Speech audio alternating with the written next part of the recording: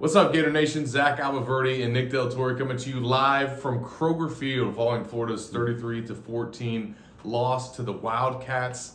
Their third straight in the series, first time since Bear Bryant was the coach, and walking these sidelines behind us. And Nick, before the year, we put out our preseason predictions. I was a little bit higher than some of our coworkers, and I thought and said that the one game I wasn't sure about that I picked as a win was this one. And you, since the offseason, correctly had this as an L.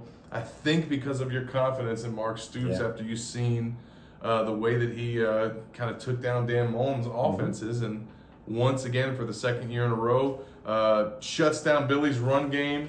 Kentucky's run game goes off. Ray Davis, the former Vanderbilt running back, 280 yards, the most since LSU's running back. Second most ever. Yeah, second most ever. Another special teams issue that allowed them to extend a drive, and not just extend a drive, but go 75 yards on the next play. That turned the game. And from that point, Florida just got whipped at their own game, or their game that they want to have. Yeah, so, Billy Napier, at his opening press conference, said, what type of team can you expect us to have? We're going to be physical. Yep. Billy Napier wants to be a bully. He wants to dominate the lines of scrimmage. He wants to run the ball down your throat. And stop the run. He wants to be physically imposing. That's what Kentucky is. And Mark Stoops has been here. This is his 11th season. So for more than a decade, Mark Stoops has recruited, developed, coached, and built a physical football team. And program. Florida, they play to that identity. They recruit to that identity. They do everything to that identity. Billy Napier wants that to be his identity. They're not there in year two. They came up here to Lexington and tried to out-Kentucky. When you look at the teams that Florida's had the most success with, what do you have in the state of Florida in terms of recruiting? Speed, skill guys. Steve Spurrier would score 50 points at this field and then would compliment the Kentucky punter after the game. I don't know that Florida is ready to out-Kentucky, or that you guys listening to this want Florida to be Kentucky. Yeah, because here's the crazy thing, and I said this to you after the game.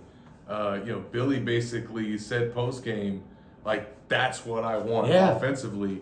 From an offensive performance where a quarterback threw for 69 yards. Nice. And he was like, that's what we want. Graham Mertz had a fine game today. 25 of 30, 244 yards, 2 touchdowns, and his interception was a drop. Both of his picks this year have been a drop.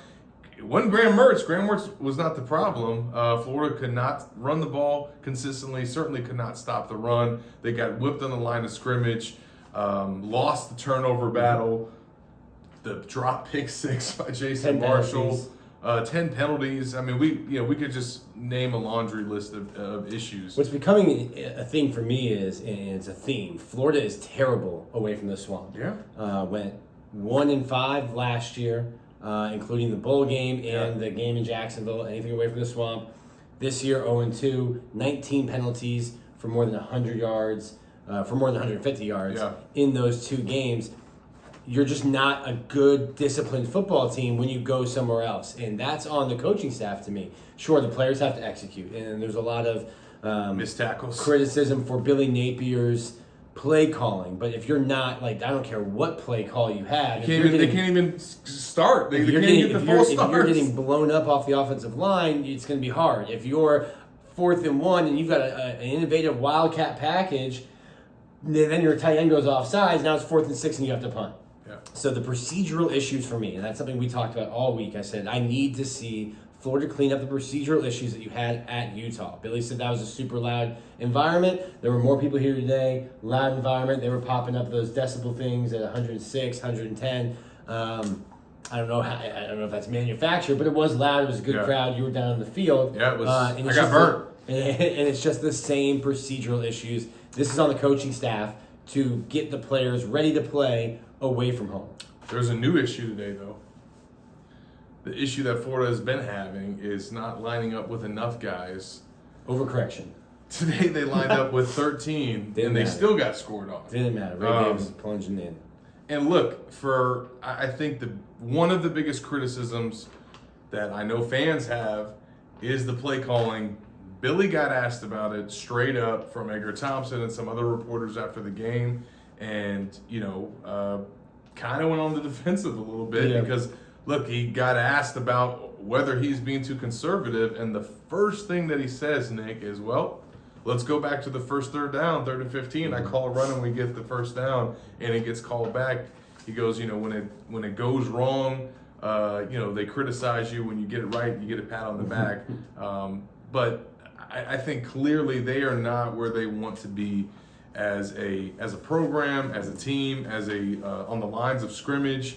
And that was the thing that Billy said after the game. And I asked him, what concerns you or bothers you the most about this and how today went? And he said the physicality or lack thereof, the fact that they just weren't able to get it done. They had Kingsley walking back in the starting lineup, and he was not 100%, and he left the game because of it. But regardless, I mean, on the defensive line and the offensive line, they just got bullied with the brand of football that they aspire to play. Yeah. And they're just not there yet. A year and a half into this tenure, he's 9-9 now, 4-6 in SEC play, and I said before the year that I thought that this was a must-win game, one of several, because if they did get the win over Tennessee, which they did, and you and I both thought that they would, it could create some momentum and get some things trending in the right direction. But if you go on the road and lose in your first SEC game at Kentucky,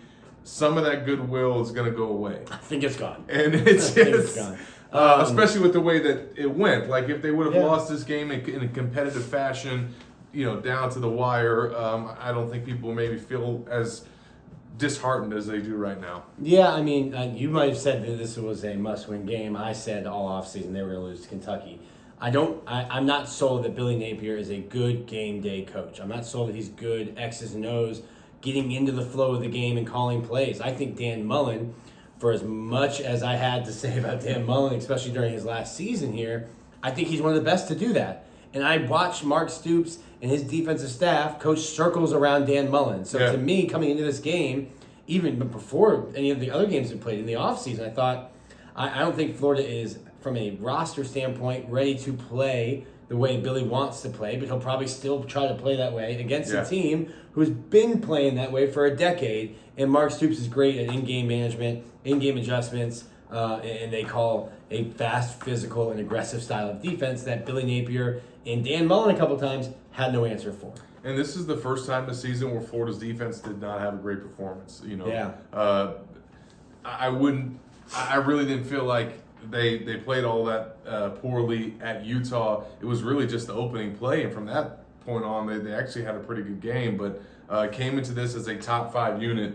But Billy had been saying all along, like, we got more challenges ahead, and let's pump the brakes a little bit. Yeah. And he said it was because of games and results like this that he was afraid of. So I think people were getting on me because after they beat Tennessee, I think my reaction was, I don't think Tennessee's very good.